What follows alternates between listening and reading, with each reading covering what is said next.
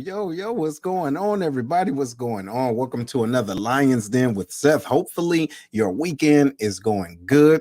The weather's starting to chill out a little bit, and you have some time to get out, enjoy the weather, enjoy your friends and everybody. If you're watching this, we appreciate y'all. Make sure that you chime in, give us some thumbs up, some hearts, and let us know where you are in this world, okay? Let us know where you're at so we can shout you out. If you haven't done so already, make sure that you go to StreamYard.com, okay? StreamYard.com, that gives individuals the opportunity, will give us opportunity to post your comments. So welcome. So I'm gonna bring the fellas up in here. Can't do it by myself. Yo, Big Larry, what's popping, man? How you feeling? Hey, man, I need my hour back first and foremost. I'm feeling it right now, man. It's like it's a weird feeling today. It's like I'm missing an hour. I can feel it, bro. You can. You know what? I just found out that Arizona is the only state that does not change their time zone. Did not know that. I thought everybody did. Hey, what's going on, everybody? What's going on, back, man? Just keeping it real. But other than that, I'm highly blessed. You know, I can't complain. Everything's good. I just need my hour back because tomorrow's work day, man. It's like I understand, bro. Hey, but it's gonna be okay. You give it a couple of days and it'll roll back into it. But I feel you. Absolutely. Look at this nut. What are you listening to, bro? Man, I'm just thinking about the show we about to do, man. You know, there's two things that make me dance. You know what I'm talking about? You know what I'm saying? That's some good music, good food. We about to talk about some good food, y'all. Come on. I do not need you to show your inner fat boy, right? He's super excited. You feel it? I'm the same way though. Like y'all ever eat good food and you just start humming? Bro, you know what I'm saying? Like, I can't believe what we about to have going on, coming on. Bro, go ahead. Tell us about it, man. Tell me about it. First, I want to tell y'all what I did this weekend. What you do? You know what I'm saying? I went to church, man. You know what I'm saying? I went into the Lord's house and walked out, you know what I'm saying? And I didn't burn up. Draws didn't get on fire. You look a little darker, man. You look a little darker. God bless you, man. So what was the message, bro? Man, this is a message a lot of us need to hear, man. It's about walking in circles. Mm-hmm. You know what I'm saying? It's about, you know what I'm saying, making sure that you're surrounding yourself with people that's going to help you move forward to where God intends you to be. There you go. You know what I'm saying? The definition, you know, one of the measurements of circle is circumference. Comfort is in that word. You need to be uncomfortable in order to grow. When I heard that, I was like, I've been missing this every Sunday. Man, they've been saying that in the military about being uncomfortable. Yeah. I know, you know, but you know, the military tell me that too many times, man. They do. I agree. But this show here, man, let me tell the audience, man.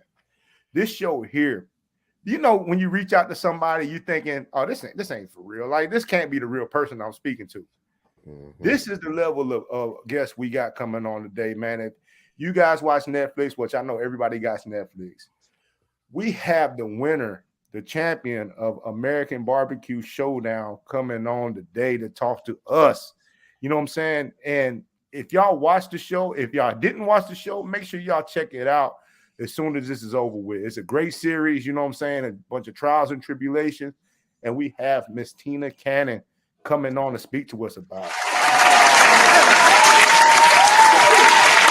Whoop, whoop. Hey, and listen, Tina, you don't even have Netflix? No, I don't. Wow.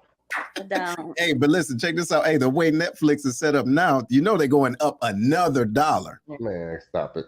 They are, brother, starting April. But anyway, thank you, Miss Tina. Thank you for being on. How are you? Welcome to the den. I'm great.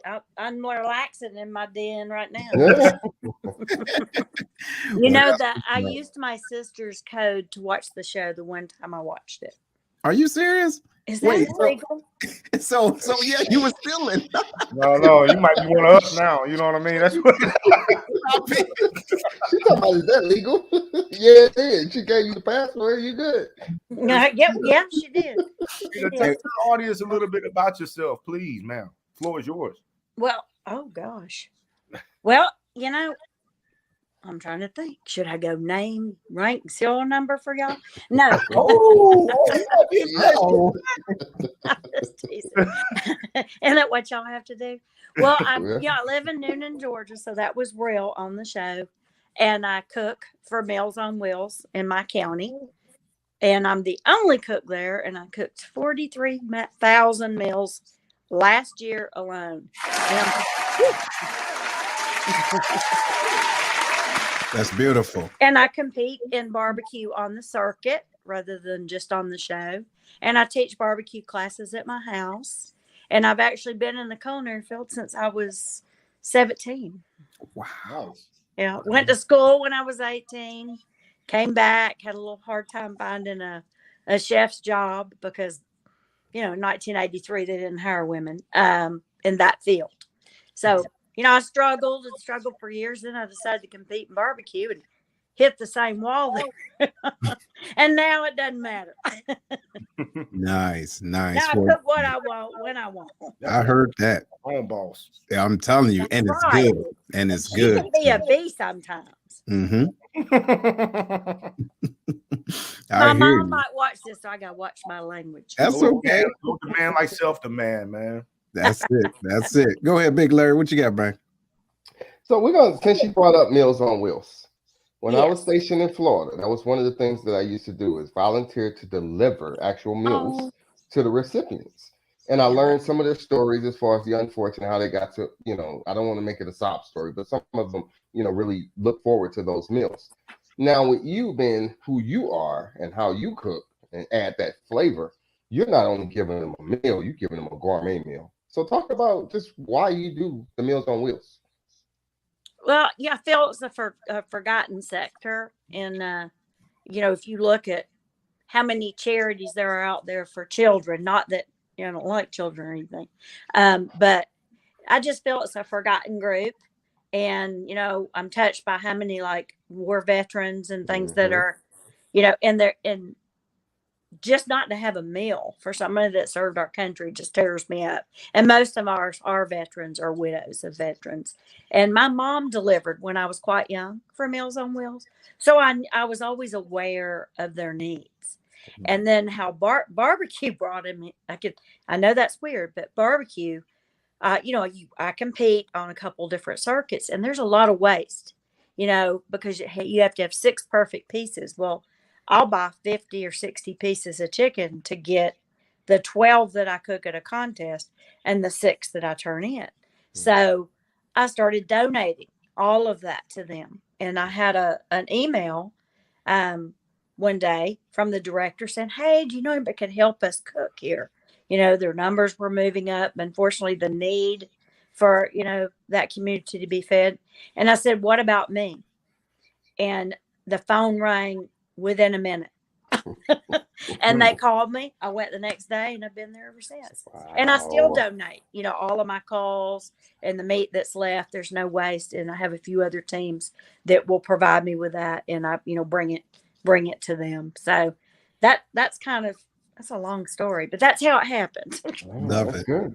Love it. Tina, I want to get right to the Netflix special. Okay. Right? So I want to ask a broad question first, you know what I mean? So, people kind of get how you felt about it, but not everybody. There's not going to be very many people that's going to be part of something that you were just part of. And that's that Netflix special, Can you give us a general, idea about how your experience was from the beginning to the end of that special? And maybe a little bit about how your life has changed since doing that special. Well, the part of where my life has changed was I'm able to be a little more known, so I can attract more, donations and money and food donations to Meals on Wheels. Like I speak at the local Kiwanis, and I'm at the local culinary school volunteering. So it really has helped with that. It also has helped my mailbox fill up. I get a lot of mail, a lot of questions, and I don't have people. I answer all my own things. So I stay quite busy with that way into the wee hours of the morning. And I am so thankful for the experience of the show because it's helped that. It's helped people become, aware of Meals on Wheels. And in the show, they interviewed me several hours about Meals on Wheels, but unfortunately, I'm not sure why they didn't air any of that. So I was a little disappointed in that part, but it's still because of the notoriety of the show and winning the show, it got more attention. People know, if you follow me, you know that's what I do pretty much. Right. And I tell everybody that's what I do because I feel that, when I'm not here anymore, if I made a dent in, getting the, more donations established for Meals on Wheels, that, I did a good job while I was here. Nice. Yeah. Nice. You That's got to give back, You So- always, you Mhm. always. And it's unfortunate because not everybody does that. So we're going to go into our comments. We got a comment question. So please ask if she kept in touch with the other contestants. And we were going to talk about that. That's a great question. So you want to go into that now? Sure. Okay, Sure. go ahead. I keep in contact with all of them. The only one, unfortunately, is Rashid. And I'm not sure why, because I think he was one of the nicest guys and one of the best cooks I've ever met. Yeah. I talked to Grubbs a lot, and I met him prior. I knew him when he and Sylvie showed up on, at the hotel. I was like so excited because I knew those two, and we talk probably the most often. Grubbs and I, talk online and all the time because he's hysterical. It makes me laugh. He is silly. Yeah, and I talked about. Everybody. Georgia. She sends me pictures of her cute baby, and so I stay in touch. I think Rashid's just really busy. He's kind of still in the hustle part of his life, whereas I'm, pretty much at retirement, and he's doing a lot of pop-ups and catering and things like that. So, that's maybe he's just too busy. Yeah. Well, I would But like if to he's say, watching, yeah. please write me. I'd like to know how you're doing. There you go. And I just want to say that was a great chemistry when you guys were on. When you had to work together and everything. I love that. That was really nice. And then I also liked the fact when, what was the guy Ashley, when he broke down. Now, how did you feel when that happened? And Rashid went to go help out, but what did you think about that? Well, some people react and stress differently. My husband tells you I do better in stressful situations. And some people just break down. It was hot. I think he was in a little over his head because he's not competed in that manner with the speed because he's a low and slow cook like me. Everybody, this is what they did not show on the show. Everybody actually went over there to try to help him in some way. I think I put like some tomato product in it to try to take out the burn flavor. Rashid was talking with him and trying to console him. We all really did, but they mainly just showed a little bit of it, and mainly Rashid, because Rashid's personality was like that. And I think they wanted to really show that, especially where the world was at the time during editing. They really wanted to show, a common everybody who don't like barbecue, even if you're vegetarian, barbecue and mushroom, whatever. But I think the world needed that in a cooking show right then. I think to see that everybody likes each other, can work together. A lot of times, people don't see that people really are that way. There's more people like that than I think the other. Yeah. That's a beautiful thing because, like you said, it was a high stress area. Oh yeah. Like, I don't know, when y'all say 45 seconds and I see all the stuff y'all still got to do, I was like, ain't no way they doing it in 45 seconds. No way. I'm like, there's no meat on the plate. It's at 45 seconds. I was like, nah, ain't no, man, something is going on. And then all of a sudden, everything is beautiful. Put 45 seconds. Think about it. If any of you do public speaking, it goes by very quickly. 45 seconds is actually more time you think about it. You can run to the kitchen, get you a beer, get you something to drink, change the channel. I mean, you can do a lot in 45 seconds. Wow. Okay. So that wasn't part of the editing. 45 seconds was the legit 45 seconds. Yeah. Oh, yeah. Ooh, Lord. I mean, the timing, they cut, but when they cut, you have to stop cooking. Yep. Hands up. Yeah. But I mean, even when they cut, because somebody, I don't know, something happened, they pick up back on that time where you were. They don't give you more time. Like we cooked a brisket in 5.5 hours. To me, that was the That was hardest thing besides the Yeah. lobsters that I know one of y'all missed. Yo, That was the hardest thing. Yeah. okay. Brisket and 5.5 hours. I yeah. cooked brisket in a contest. I put it in at like 7 o'clock at night With and the don't whole pull it kid. out till noon the next day. Yeah. Wow. So that was very hard. Yeah. So we're talking about cooking. The question I had for you was your background. You know, when you think about cooking, you think about culinary art school. Was Right. that part of your process, or did you just learn from grandma, grandpa, mom, dad, whoever? Can you talk Well, about how you got all into of what it. you do? All Okay. of it. I learned from, I went to culinary school again when I was, just 18 and in Europe. And then when I came back, I just kind of worked where I could. Cause like I said, in 83, it was not, they'd put you in like what they call garde manger, which is like where you make salads. You really wouldn't be on a line or anything like that. It just wasn't the way it was. Things change now. Mhm. We Right. can do whatever we want. Roadkill. Hopefully. Yo, you want to What- hit that, Herm? Yeah, hold What's on. it say? So Lily asking if you still cook any of the roadkill that y'all had y'all make. That Yeah, was that was an interesting crazy. show. Yo, look, the damn iguana. I was like, Yeah, you made an iguana soup, didn't you, or something like that? Yeah, I made like a chowder. Yeah, and they loved it though. But how was that? How was that? Like when you're going to cook something that's totally unfamiliar to you, you know what I'm saying? Like, what is your thought process going into that meal? Because now you're doing roadkill, you're cooking the iguana chowder. Yeah, I had no idea though it was actually iguana. They didn't show this. I had to walk around to the front of my table and look at the sign. I didn't know what it was because it didn't have scale. I had no idea. So I cut a piece off of it and fried it in a pan to see what it tastes very like. smart, very smart. Okay. So, and it tasted kind of like, bluegill or brim. I don't know if any of y'all have ever ate that, a perch sort of type fish.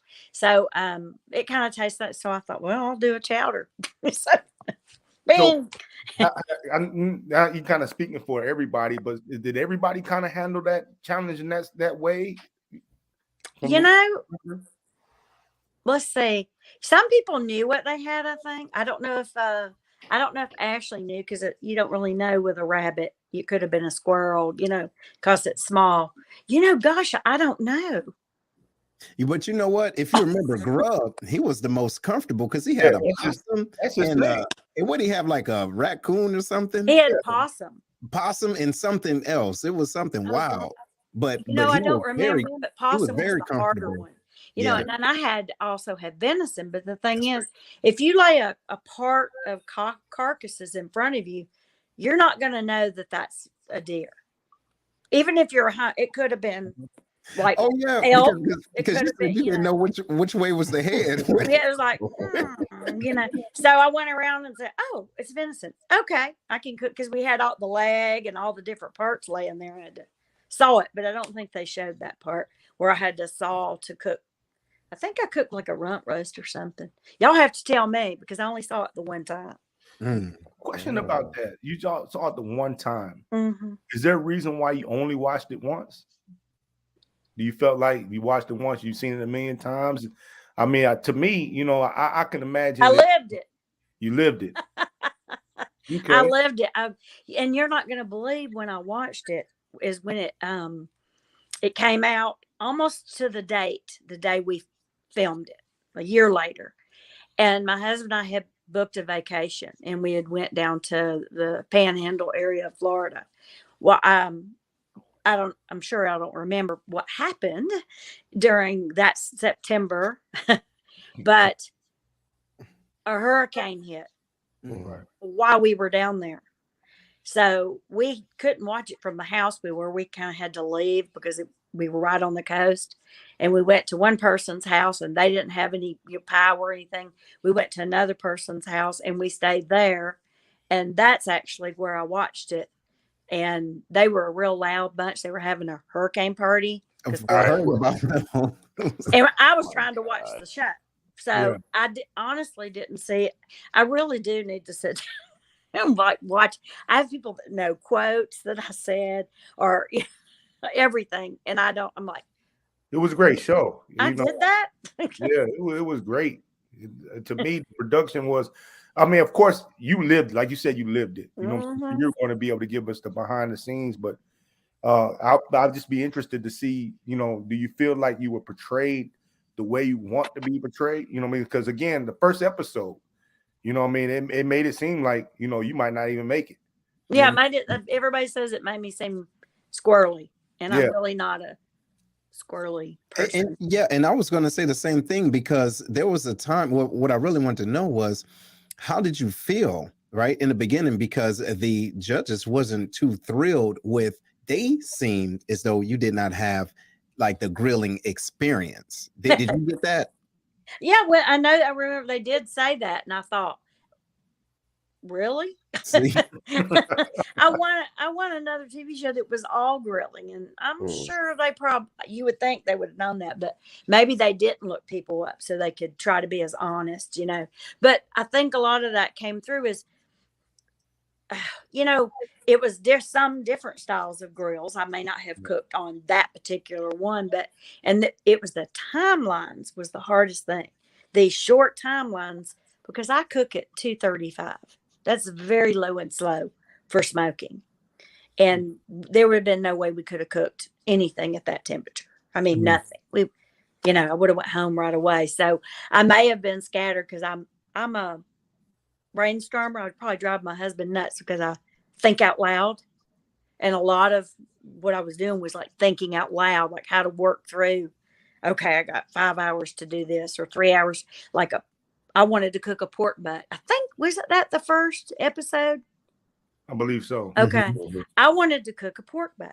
Well, You had to do the pork belly. Yeah. they didn't have any pork butt in there. They had a whole, I could have cut it down, but I didn't have a saw or anything, to cut it down to size so it would get done. They had ham, or they had a whole shoulder, and there would be no way I was going to take the butt and cut off what they called the money muscle, which is a muscle that you don't cook quite as long as you do the rest of the meat in the pork butt. And it wasn't in there. Well, I learned real quick, you're mic'd up all the time, from the time you come out of your room to the time you go. I mean, even in the bathroom. Okay. Wow. Yes. They hear everything. That's insane. Everything. Hey, that's like Big Brother for the barbecue. You don't want my bathroom, Mike. Yeah. There you go. So I know they did, because, well, I'll tell you that in a minute. But I learned real quick not to say what I wanted to cook. To grubs or anybody, because they're listening. And suddenly what you wanted to cook is not going to be in the refrigerator. I still, I know it's on film, but I still don't believe Grubs grabbed the wrong chocolate. He may have. I think you think it was. You think it was championship? I think they. I do. He doesn't care. He's just happy-go-lucky. But I think they did, because, I would come in and there was brie cheese in my refrigerator yesterday, and maybe I talked about it to Georgia. I was going to do da. Well, guess what? It wasn't going to be there then. Or if you take a break, they make you go to sequestered area, which was quite a couple 100 yards or more away, probably 300 yards away. They could move and switch anything. And I think what they did is switched it. I do. And any of those type of mistakes that were like that made, I think they were doing it to make it interesting and dramatic. It's TV, Yeah. Like Rob's is a great cook. I tasted all of his sausage and liked it all. Okay. You said the sausage that Grubs made? I tasted everything because he was right next to me. Right. And we tasted each other's stuff. I tasted Sylvie's. I tasted Rashid's. A lot of us tasted each other's things, at least on the same side of the bar. Good. And I liked his sausage, so I don't know about that. So the only thing I didn't like, he made some like tater tot things with one of his dishes. For the sandwich. It wasn't. They were not good. And he knows they were not good. I'm like, I wouldn't have. But the thing is, if you made it, you had to put it on the plate. Yeah, do it. If you omitted something, they're going to judge against you anyway. So, right. You know, Go and ahead, the thing Larry. is that he missed the mark on those. But honestly, and I didn't taste the dessert. But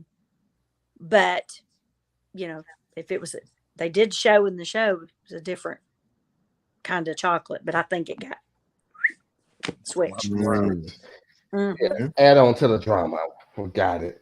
And Miss Tina, I want to talk going back to your culinary art skills as well as Uh-huh. what we talked about behind backstage when we talked about the judges' preference versus your personality when it comes to cooking food.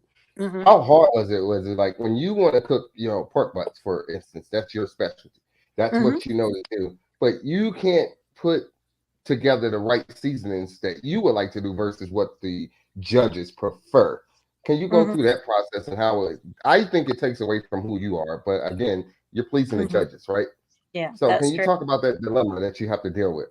Yeah. Well, I also compete in the barbecue circuit, and you learn real quick. You cook really neutral, not what you like.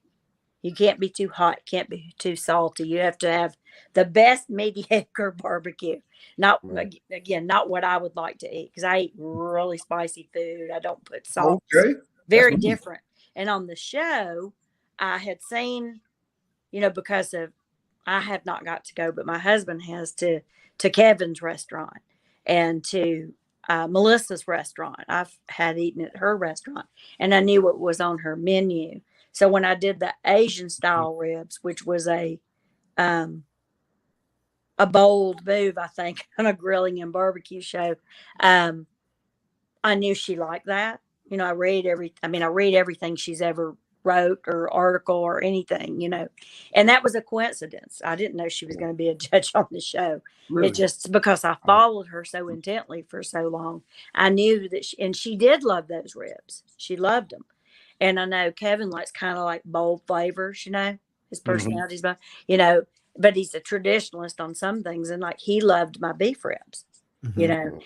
and I did kind of a very different bold flavor. So, it's a reality show. It's a game, right? Mm-hmm. So you have to kind of, my game was, I'm going to cook just what they asked for, but just add a twist of Southern to it. Cause that's kind of the way I cook at home. I Yeah. might do Italian and I'll throw something in there and I think that's, maybe why I won. Cause I branched out, There we go. and like I said, everything I tasted of Rashid's was delicious. If he had a restaurant, I would go there because I love super bold flavors. But I think he might have stayed in that lane, and that may have been what hurt him, is because he didn't like do out of his. Comfort. Does that make sense? Hmm. I'm just guessing because I never got to talk to him. But I would like to know, because I tell you what, that jerk sauce he made, and he made this habanero barbecue sauce. If he bottles that, if I can find it, I'm getting some. Herman, I second that. that. TV, that jerk seasoning that he made. I was looking at it. I'm like, damn, that looked good. Hey, but listen, before we go to the show, I'm sorry, our break. We do have a question. Right? Okay. And we kind of talked about this a little bit, but so Lily asked, how often were they allowed to change clothes? Because that dawned on me. I'm like, why is they wearing the same shit? They sweating, they smelling away, right? So, right. So do you mind talking a little bit about that before we go to our break? No, I don't mind at all. Well, Netflix has a big wardrobe department, and we had fresh clothes, sometimes more than once a day, and they just had the same outfit. And I think that's for editing reasons, mainly, because, COVID hit afterwards. So it actually worked out. They could edit what they wanted when, because some of the things that was said here was actually put there. Wow. I think for that reason they could, because we had to wear our hair, our makeup. They looked at us, take a picture, make sure we were the same every day. Yeah, we couldn't deviate. And oh gosh, when Ashley tore his sleeves, they were pretty upset over that. And it was, y'all, it was so hot. There was no air in that barn. It was hot. It was like 105 one day. And so when he tore that, they were upset because they had when it's ripped, it doesn't rip straight. And they had to have the wardrobe department take all of the shirts And make them, yeah. and make, yes. Mhm. And they had to buy me a new pair of shoes. And this is TMI, but I'm going to tell you.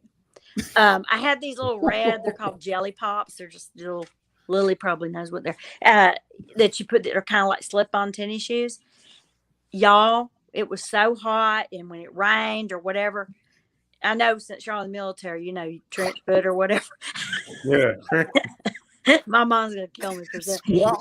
But it's what I we have a call it. picture Yeah. that I actually had them make of me, where I'm going like this and I'm throwing those shoes in the trash can, and they ordered me another pair just like those. What? It stunk. It was. Can't take I this find you anymore. how to send y'all a picture on here. I'm standing there in our sequester area where we were, and I'm going throwing them they were awful. It was bad. It was Oh bad. my goodness. All right. I hate to admit that, but No, it's okay. But look, this is Keeping it real. This is real. So look, ladies and gentlemen, we're about to take a pause for the calls. Look, we got Miss Tina Cannon in the building. Yeah. Yo, not only is she talking about the cooking game and the grilling game, but she's also giving us a sneak peek of what really goes on behind the scenes. So if you haven't done so already, please make sure you share this. We wouldn't be where we are today if you did not share this knowledge, right? So we will be right back. Hit the share button and then let us know that you shared it, right? So we can stop talking about you. We'll be right back. Monique Slater is a top negotiating, award-winning real estate agent in San Antonio, Texas. Her focus is on educating and empowering individuals on building general wealth through homeownership while providing exponential service with integrity and excellence. Although her heart is for serving first-time homeowners and the military community, her clientele ranges from $100,000 to $2.5 million. Monique has developed an awesome team that can get anyone into a home and has sold homes in less than 6 hours. After servicing the Air Force for over 28 years, retired Chief Slater has a massive network, so she can connect you with an awesome agent anywhere in the U.S. And if you're in San Antonio or relocating there, give Monique a call first to help you find your dream home. Give Monique a call at 210-237-7268. One thing we can cherish during these times is family dinners. Think about it, the nice, succulent southern fried chicken, baked beans cooked to perfection, creamy macaroni and cheese, cornbread. You get the point. Come check out Kevlar's Grill, where all the meals are cooked with perfection, professionalism, and love. Located outside the Scott Air Force Base back gate inside the VFW is where you can find them. Also, they have military discount for all of our serving members. Give them a call. Their number is 618-416-5700, and that's inside Scott VFW Post 4183. And they also have Grubhub. Call them now and tell them that the Lion's Den sent you. All right, y'all, welcome back to the Lion's Den. Before we go back into the show, I do want to make a special announcement. Here recently, a dear friend of our family just passed away, right? We've been knowing her for many years, since she was around maybe 11, 12. She's always had health issues, but this just recently, like I said, she passed away. And because of her health issues, she wasn't able to get the right insurance for herself. So she's leaving behind a daughter, 5 years old. And what we like to do with the Lion's Den is to help donate, to help individuals out in situations like this. And if you do feel as though you would like to do that, you can always give to the Lions Cast. Make sure you put in the description for Chantel, okay? For Chantel, y'all, we will greatly appreciate it. The Lions Den is going to donate $100. Our goal is $500. All right, any little bit of help. If you got 5 cents, cool. $5, cool. It doesn't matter, but we would like to help out, and we do appreciate y'all, everything that you do for us in the Lions Den. I'm gonna keep this up for a minute, but bringing back the fellas. Big Herm, what you think, dog? Man, first and foremost, I want to send, my condolences out to Chantel's family and yourself, bro. That's never, easy thing to do. You know what I mean? So hopefully, we be able to get the money so we can at least soften the blow financially. Absolutely. Never replace nobody, but at least we can at least try to do that. And you know what? And that's absolutely right, man. And I know that we can do a lot together, because look, this show by itself has done a lot for so many individuals, man, so many different ways. And I know we can continue to do that. So, but yeah, I'm gonna put that in the chat so y'all can jump on that. But go ahead. As far as the show goes, man, because again, it wasn't no secret, you know what I mean, that I was a big fan of the show. You know what I mean? I thought that, personally, I'm a big guy. So I mean, I like food, you know what I mean? And how they was putting it down, and then to have Tina come and give us a peek inside of a show, you know what I'm saying, that was a successful Netflix show, valuable to me. Pretty dope. Larry, man, what you think, man?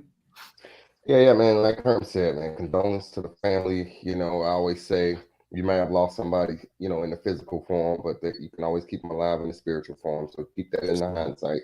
But overall, great show. I enjoyed.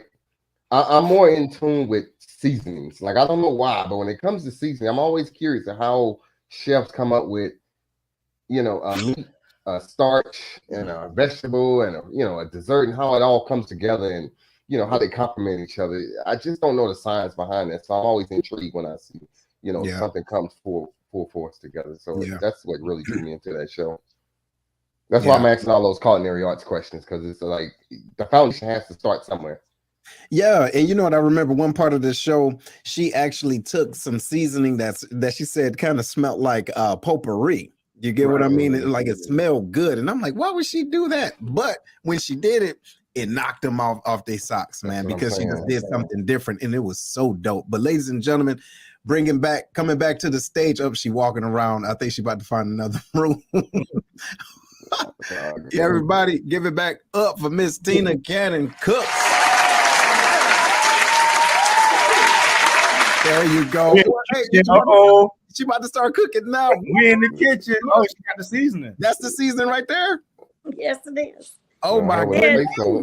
Yo, so what made you grab that though? I mean, that was so left field, but it knocked it out the box. Yeah. Well, on the show, I'm going back into my other room.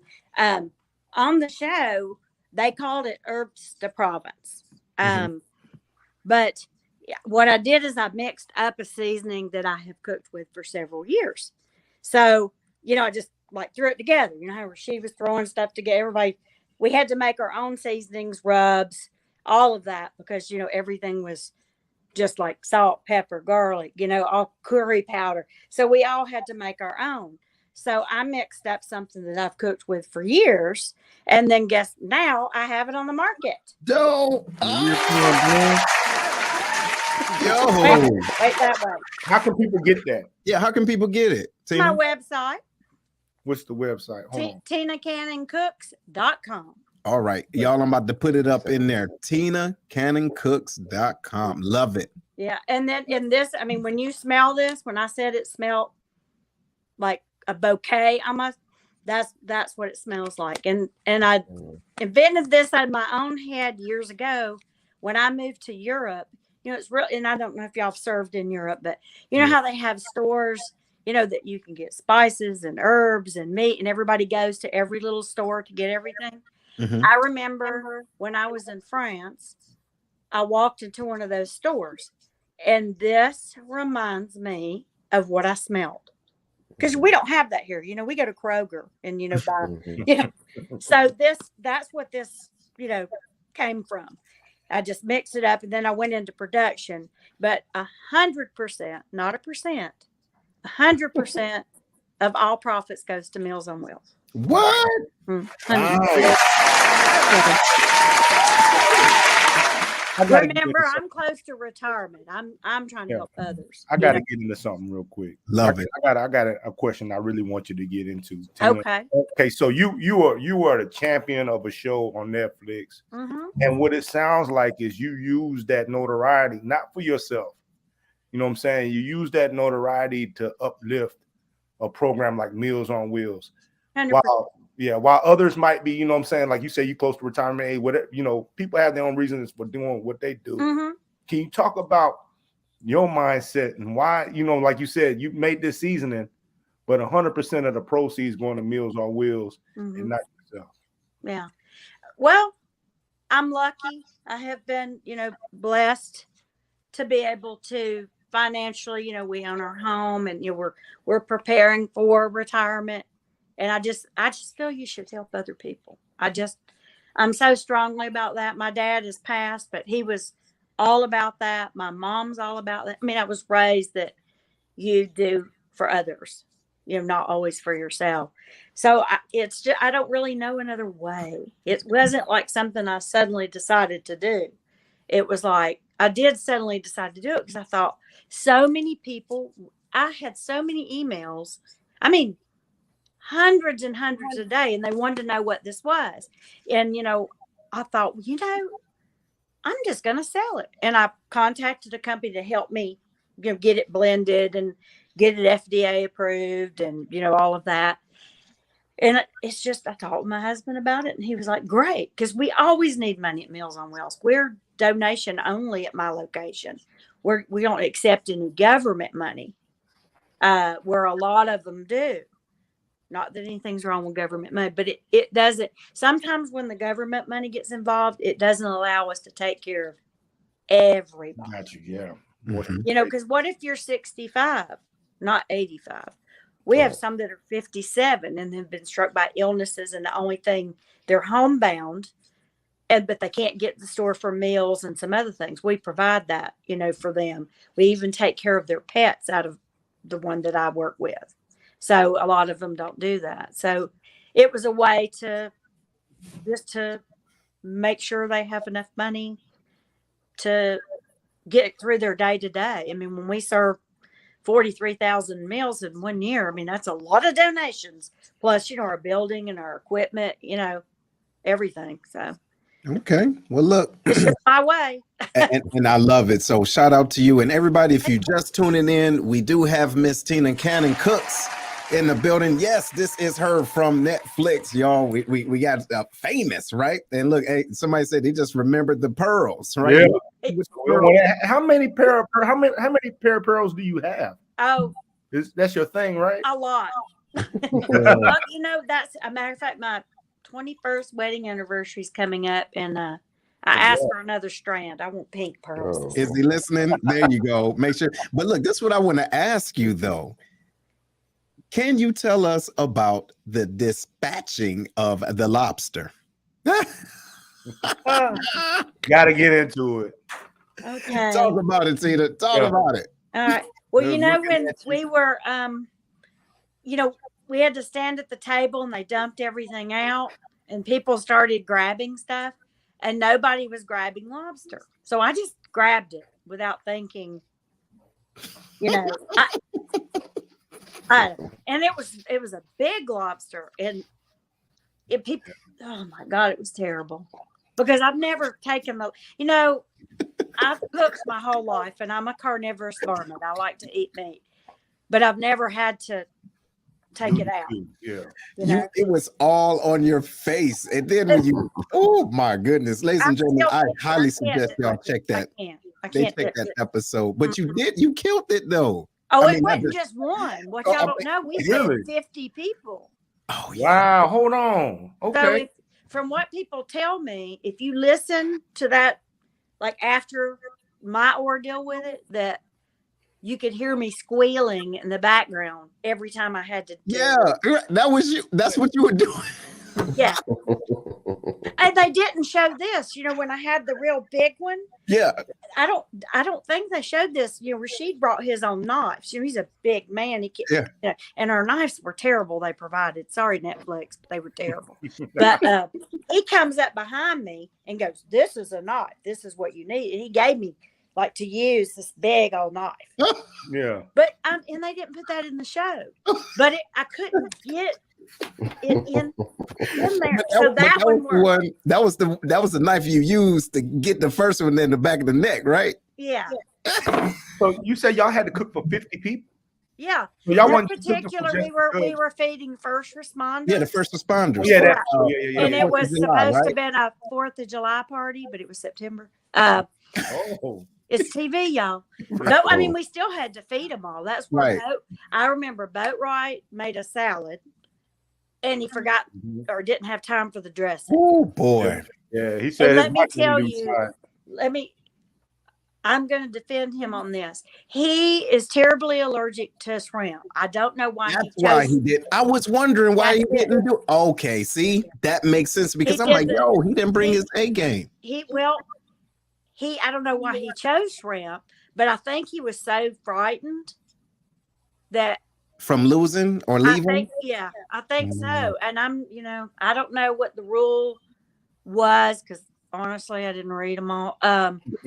Is that I don't know why he would have chose that, but maybe he might have been allergic to all of it. I think All it's up shellfish.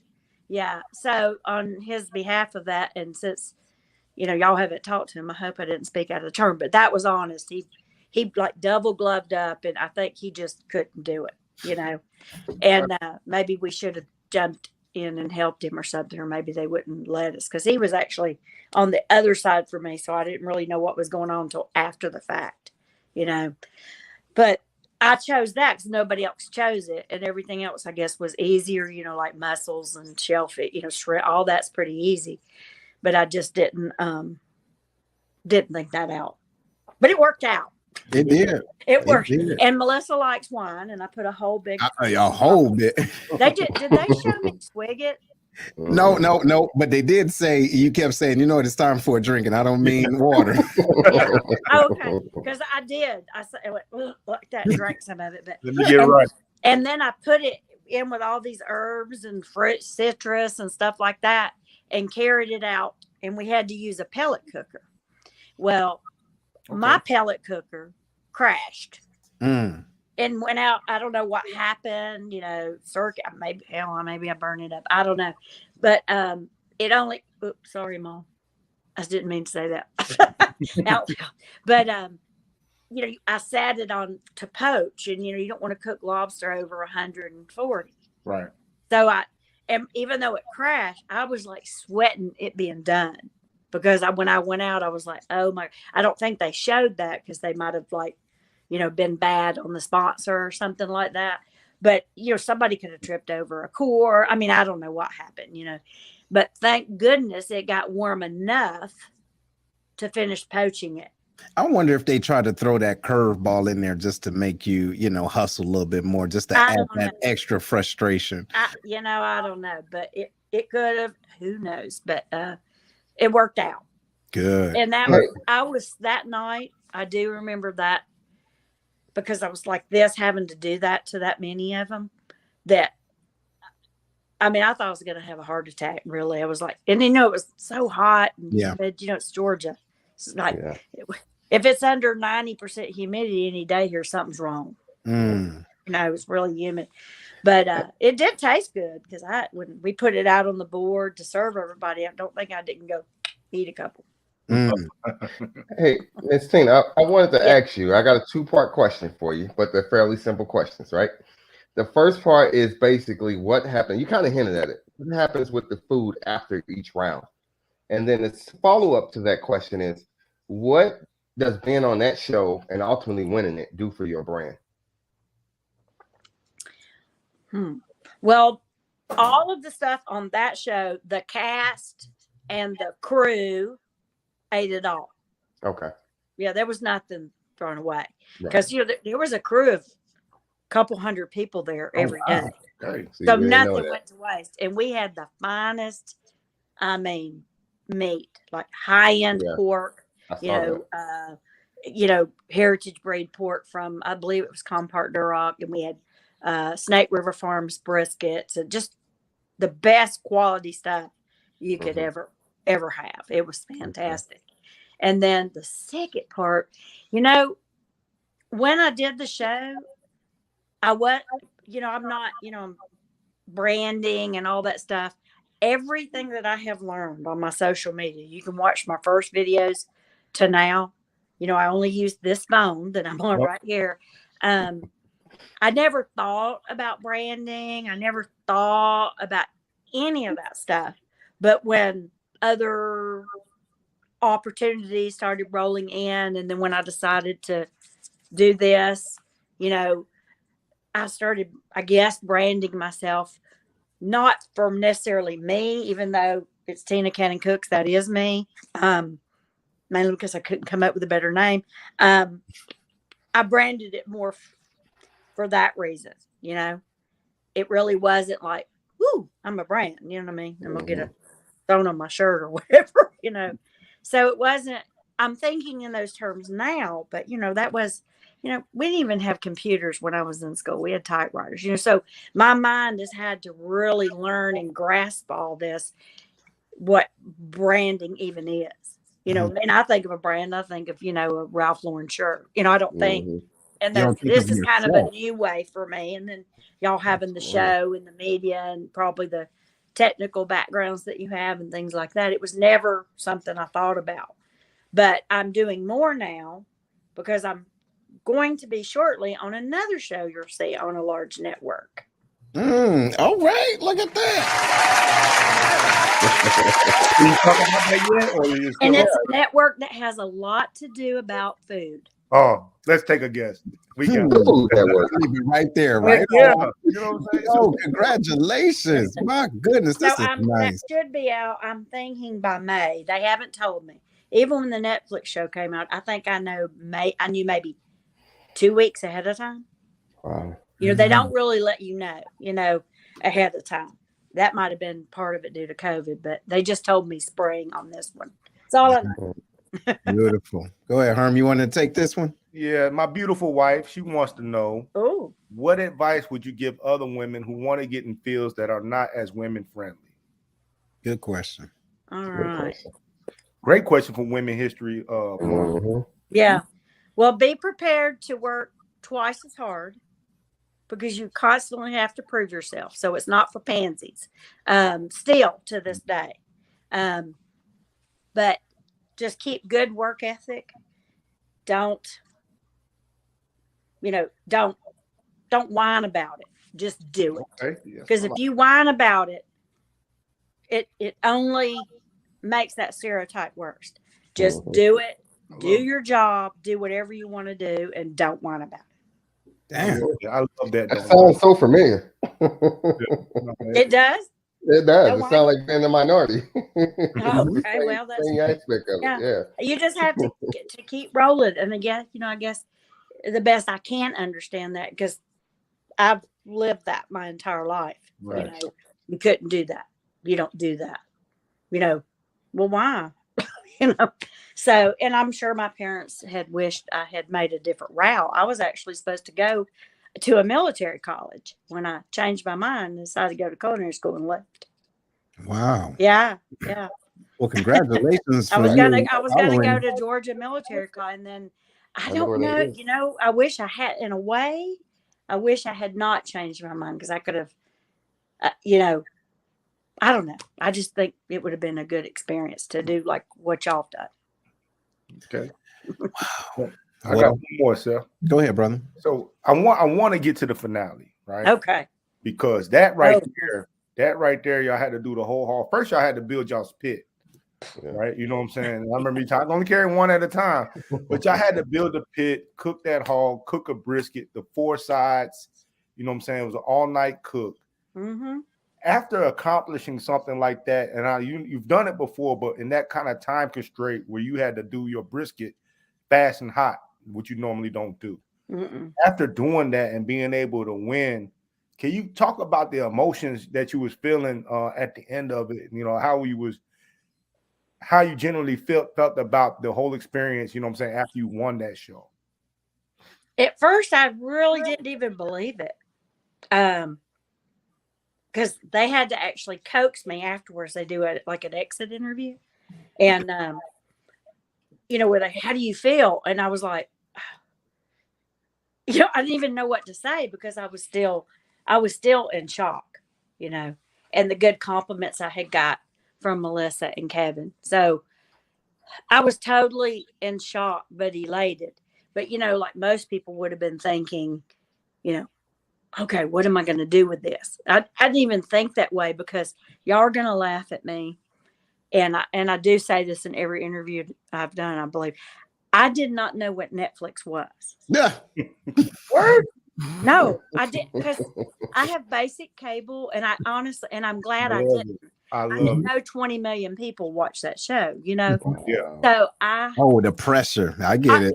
I'm Mhm. glad I didn't know. And my Mhm. mom, my sister, and my husband said they didn't tell me for that reason because they knew, well, lottie dottie da, when they came and picked me up in the van. I had no idea. So I'm glad I did. I probably may have reacted different if I had known what Netflix was. I probably wouldn't have won. That's a Because staple. I would have been That's like a this, staple in everybody's house. Everybody has Netflix. except for Wow. me. Except for you. Yeah. Champ. I still got basic cable.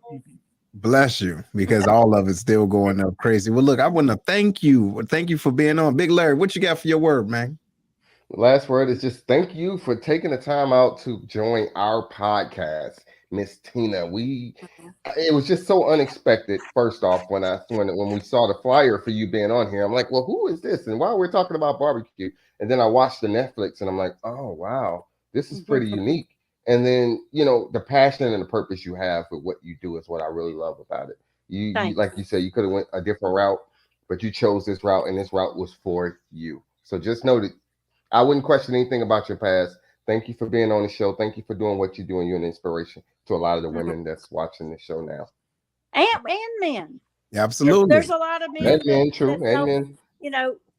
Don't cook.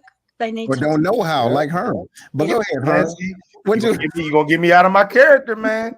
Hey, I want you to go to Facebook jail again. Hey, I think it's out on parole. I Go ahead, brother. But hey, what I want to say is thank you for being you.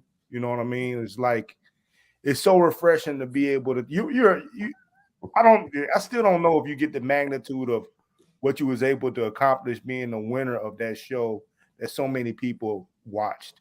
You know what I'm saying? And we're just talking to you like just a person down the street. I am. love that about your personality. You know what I'm saying? I could tell you're just real people. You know what I mean? You're real people. You let that. I mean, you won the show, and you used it for a whole nother purpose. You know what I'm saying? That was outside of you. That's got to be respected and commended. You know what I'm saying? And a lot more people was able to do that, was able to put something other than themselves first. The world would be a much better place. It sure would. Thank you so much for coming on to the show. Like I'm a fan. You know what I mean? So I couldn't believe we was inboxing each other. Like I can't. This is not the real person. I thought it was one of her people. Yeah, like this ain't her, man. This is somebody fake. This is a fake page. No, that's not. I hope when the other show comes out, y'all reconsider having me on again. What? Please, yeah. Would you stop it? Listen, check this out. I need you to make sure you keep your glasses close because you're going to get more and more comments. Okay, so you can read it. But listen, most definitely, you are always. As a matter of fact, ladies and gentlemen, would you all like to see Miss Tina back on the show? Y'all type in and give us a thumbs up. I hope so. Thank you. Seriously, I've learned a lot just by watching you on the show. I watched and understood your grace as far as, you know what, it's okay. I'm still having fun. Maybe it was because you didn't know what Netflix was, but you wasn't afraid, right? You wasn't afraid to get outside the box and do what you wanted to do. And it came from the right place. You get what I mean? So you knew you were in competition, but you also knew that you were Tina. So thank you. Thank you. Thank you. So, but listen, we got one more minute. I want to give the floor to you. Is there anything you would like to just tell anybody, your final words? Yeah. Well, I have to thank everybody that writes me, emails me, inboxes me in all of my different social media and follows me. I really appreciate it. It has been a whirlwind, and when the new show comes out, it's going to be another whirlwind. But I think if everybody on here will just do one thing for somebody else, and just what a wonderful world it would be. Just one thing, one time a week or something like that. I think everything will be better. Yeah. And she's so modest. She didn't even follow her on Tina Cannon Cooks. No, follow her and make sure you know what I'm saying you support all of her endeavors, man. Yes. You don't get people that come down and sit down and talk with you like this. That's right. That's right. And I answer all my own stuff. Give me a day or so. I have another large charity event coming up in New Orleans We're raising money for pediatric brain cancer. I'm going there and cooking a hog and a bunch of meat. I'll be there the first weekend of April. So I try to, and that is pediatric brain cancer. That's for children. I try to do, for a lot of different groups. One of my chefs, when I worked in New Orleans, lost their child to pediatric brain cancer. So I feel special going to New Orleans to participate in that at the same hospital where their child was treated. So I think it's a really cool event, and I'm excited about going. It's called The Hogs for a Cause. Love it. Yeah. Love it. And you know what? We're going to make sure we follow you and to help promote for that, right? We're gonna come down to Georgia one day. We're going to have Y'all to. come on. We're going to have to, We'll light right? up that hog pit and let her roll. Yeah. I'll show you where the loin is. Yeah, that's right. Yo, well, You pulled it out at the end, though. That's You all that did. matters. Oh my goodness. Well, anyway, listen, y'all. Hey, so Tina, don't go anywhere. But ladies and gentlemen, thank you for watching the show. Make sure you share this and you comment and reach out to her because she will respond back, right? Yes, She's I will. just a great individual. But we appreciate you, everybody that's watching, first and foremost, for being such a great audience. Yes, and go ahead and get this this season. Go ahead, move it over. It's the European blend. Yes, Tina Cannon. Yes, y'all. So check it out. And look, let's see what we can do to get it up in Walmart real smooth. You see what I'm saying? Hey, wouldn't that be nice? Yes. So, but anyway, ladies and gentlemen, we love y'all. We'll see y'all next week. Make sure you have a good day and take those words that she said. Y'all do one thing. One thing. That's all it takes is one thing. We appreciate y'all. We'll talk to y'all later. One.